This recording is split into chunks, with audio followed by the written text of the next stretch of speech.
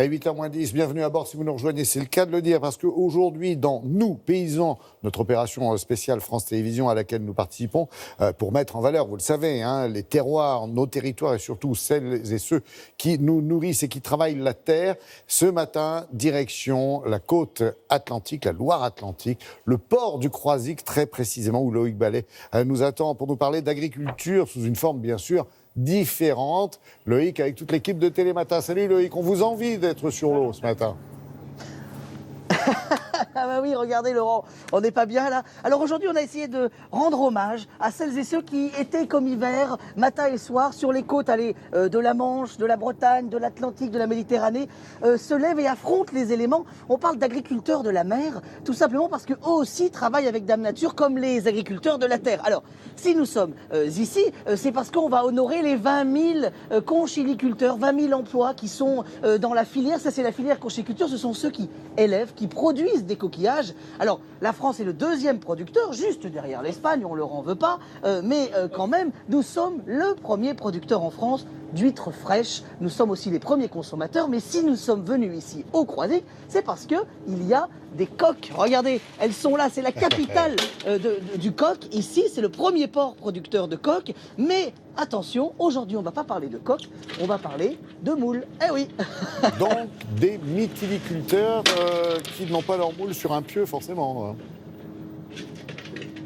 Ah bah non, c'est ça qui est assez intéressant. Nous sommes dans la baie du Croisic. Alors, le soleil est en train de se lever et il faut s'imaginer que nous sommes partis il y a 35 minutes du port du Croisic. On est au large et autour de nous, il y a des filières, des mètres et des mètres et des centaines de mètres de cordes sur lesquelles sont élevées des huîtres. Alors, la technique dont vous parlez sur des pieux, c'est la technique en fait de la moule de Bouchot, qui est en gros 95%, 99% de la production. C'est une toute petite production, les moules sur corde, mais je voulais vous les honorer aujourd'hui et les mettre en avant. C'est rare. C'est quoi derrière vous? Qu'est-ce qui se passe? Justement, il y a ces cordes là, non? Ah, alors là, juste là, regardez, vous allez voir. Alors là, c'est Hollywood, hein. Regardez. Hop. Et là, vous allez découvrir les moules. Elles sont là, les moules, en fait. Là, ce sont ces cordes. Elles sont immergées, alors, sur des centaines de mètres autour de nous. Et le principe, c'est qu'au bout de chaque corde, il y a des grappes, des moules qu'on va laisser se grossir, élever ici.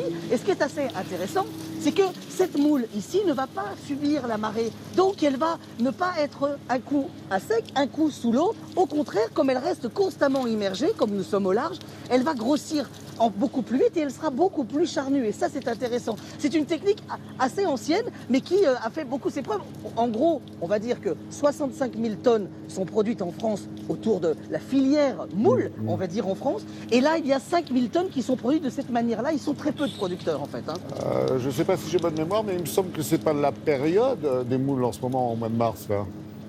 Ah, vous avez raison. Alors si on est venu voir Jordan aussi, qui est mytiliculteur, c'est parce que, en fait, c'est une période où il y a beaucoup de travail autour de... Un peu comme les agriculteurs, finalement. On prépare les champs à ce moment-là, au mois de mars, mais vous, c'est pareil. Ah, exactement. En fait, à cette période-là, on vient contrôler le bon développement des moules. Oui. On vient voir si elles se portent bien, si elles poussent bien. Donc ici, on peut voir une moule qui va être récoltée à partir du mois de mai. Donc c'est des moules que vous allez manger cette année, ça. Donc à cette période-là, on les récolte pas encore parce qu'elles sont en période de reproduction. Ah oui, ça veut dire que, parce que quand vous les présentez là comme ça, elles font plutôt, on a l'impression qu'elles ont une taille presque adulte en fait là. On a une moule qui est déjà bien développée, vous voyez. Mais à l'intérieur, elles sont en reproduction. On dit qu'elles sont en lait. Et donc c'est pour ça qu'on les récolte pas encore. D'accord. Alors ce qui est intéressant, c'est que là, juste ici, on a les cordes vierges, ça Laurent, parce que ça, ce sont les cordes au début. Il y a juste de la corde, c'est de la coco, hein, c'est ça? C'est de la fibre de coco, ouais, tout à fait.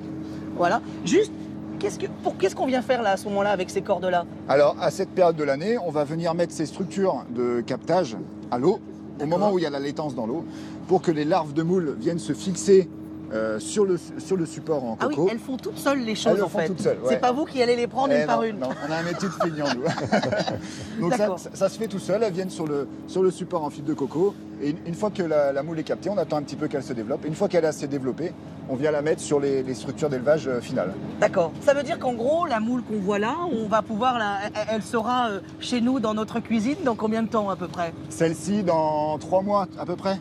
Ah oui, Oui. Voilà. ah oui quand même, donc il va falloir un peu patienter. Il va falloir un petit peu patienter. ouais. On pourrait la goûter comme ça ou pas, en fait, crue par exemple? Alors cru ça marche, mais en pleine saison, quand la qualité de la moule est optimum. Et quoi. c'est pas trop dans notre culture en France en fait. Non, c'est pas du Alors. tout dans notre culture. Alors juste Laurent, est-ce que vous savez comment on voit si la moule est en pleine forme quand elle arrive chez vous dans la cuisine?